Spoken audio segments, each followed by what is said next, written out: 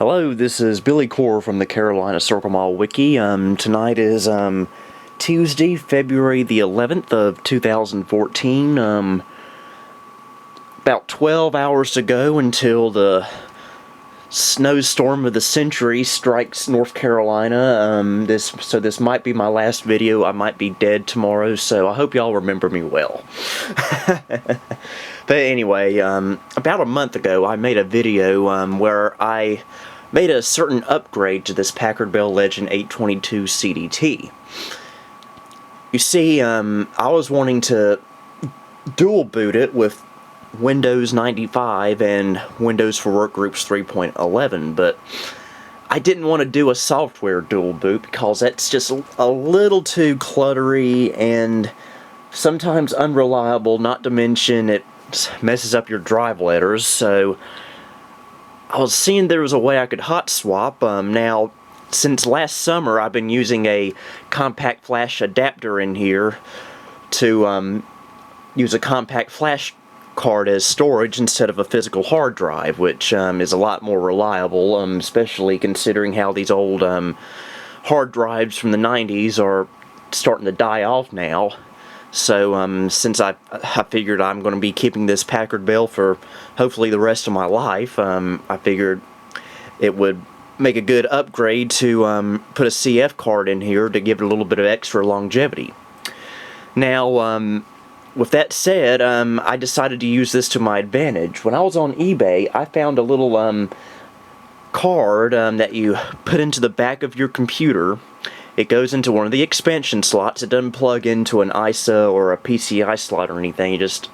All you have to do is just screw it in. It lets you connect a compact flash card up to the back of your computer. That way you can easily hot swap. So I could have one compact flash card running Windows 95, which I'm running right now, and another compact flash card running Windows for Workgroups 3.11. Now, I don't feel like pulling this Packard Bell out of its spot right now to show you the compact flash adapter, so fortunately I have the box it came in, which might give you an idea of what it looks like. Here, I'll make it a little easier. You slide the compact flash card into this slot here, and this is where you plug the IDE connector, just like you would a normal hard drive in a computer. And you also can plug the power in right here. It uses a 3.5-inch floppy drive style Molex connector. So, I made a video when I first did this upgrade last month, but it didn't get a whole lot of views and a lot of activity. I'm thinking because it was about an hour and a half long, and you probably didn't feel like sitting around to watch the whole thing. So I'm making this video as kind of like an abridged version, just to explain everything I did. So this right here is a compact flash card. This is the one for Windows for Workgroups 3.11. I labeled it Windows 3.11 822 CDT because at some point soon I'm hoping to upgrade all of my old Packard Bell computers to compact flash cards, so this way I'll know which operating system's which and which computer it goes to. In fact, I'm even considering making this upgrade to my Compact Armada 7770 in the very near future. So, I guess I will demonstrate how this works. Right now we are running Windows 95. You know, what's funny is I've got this Windows 3.11 flash card here, but for the most part, I usually just use Windows 95 on this computer still. I guess it's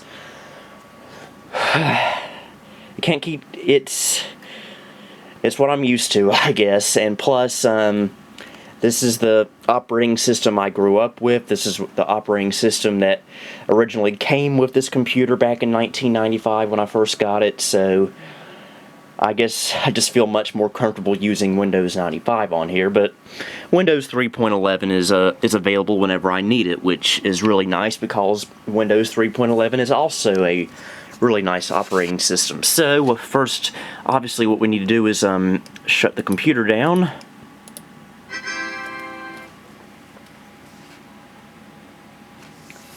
Alright, now let's see if I can do this while holding a camera. You probably won't be able to see it, but the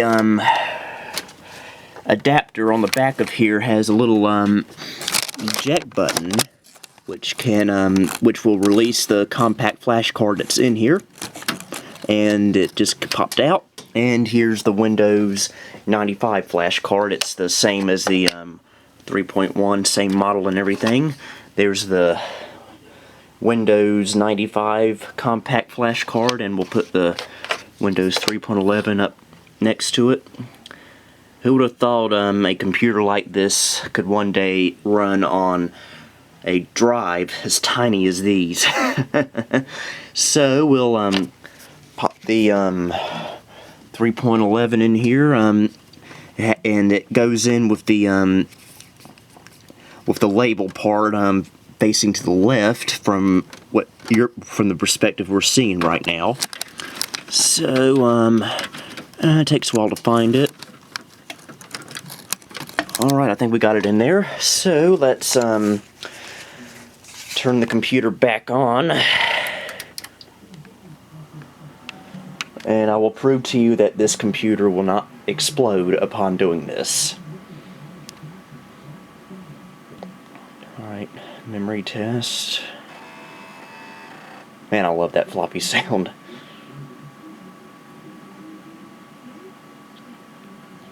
Alright, found the disk. Alright, starting MS-DOS. This is MS-DOS 6.2. Alright, Windows for Workgroups. And here we are. It's as simple as that, folks. It is as simple as that. This is not emulation or anything. This is full-fledged Windows for Workgroups 3.11. And there we go. And got a few comments in the last video about what this well, one second here, about why my program manager on Windows for Workgroups 3.11 looks a little bit different from most. Well, I have a little application installed on here called Plugin for Windows. It adds a lot more features to Windows 3.1X, like a little quick run thing, a setting where you can, instead of just exit Windows, you could choose to restart Windows or restart the entire computer. And you can also tell if you want to save Program Manager settings or not. And it's a great little program. I like having the little clock up there. That really helps. Now that we've shown Windows 3.11 booting, we'll shut it back down.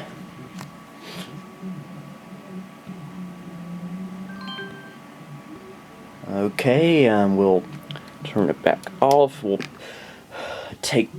pretty much reverse what we did a while ago. We will reach back here and eject the Windows 3.11 compact flash. I usually store whichever one I'm not using in my early 90s Carolina Circle Mall coffee mug for safekeeping. And we will put the Windows 95 card back in, the one I use 90% of the time on here. So we will we'll get it one of these days. Come on. Okay, I think I got it. You know, this really comes in handy because at one time, if you remember, I had this Packard Bell Legend 822 CDT KVM'd with my Packard Bell Legend 402 CD, another favorite Packard Bell of mine. I had this one running 95, and I had the 402 running 3.1. Well, it was great, but it just didn't feel right. Plus, it was just taking up way too much space, way too many cables. So, and plus, I only have room for one Packard Bell to be set up in here, and I figured, you know, if there's only going to be one Packard Bell in here, it's got to be the 822. So, this kind of works as a perfect compromise. So, we got the 95 card back in there, so we'll turn it back on. Here we go again.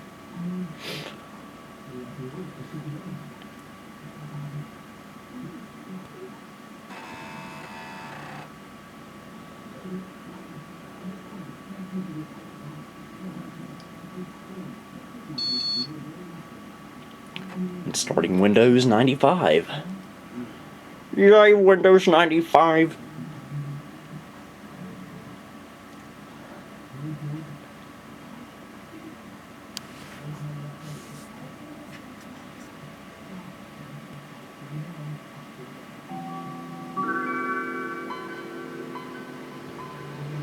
Still don't know why the C drive folder always pops up on startup. But guess it's not hurting anything. And it's that simple, folks. It's that simple. And you know what? You can do this with your own retro computer from the 90s, or I guess any time. Oh great, I shouldn't have done that. It calls these compact flash card to IDE expansion slot adapters are very, very easy to come by on eBay. Just search for one of these and you will find one. In fact, most of these are under $20. It's dirt cheap to do this upgrade, and if you ask me, it's a very worthwhile upgrade. Especially if you want to, if you want your computer to, especially if you want your vintage computer to last a really long time. So, this is Billy Core signing off on February the 11th of 2014. So, good night, folks.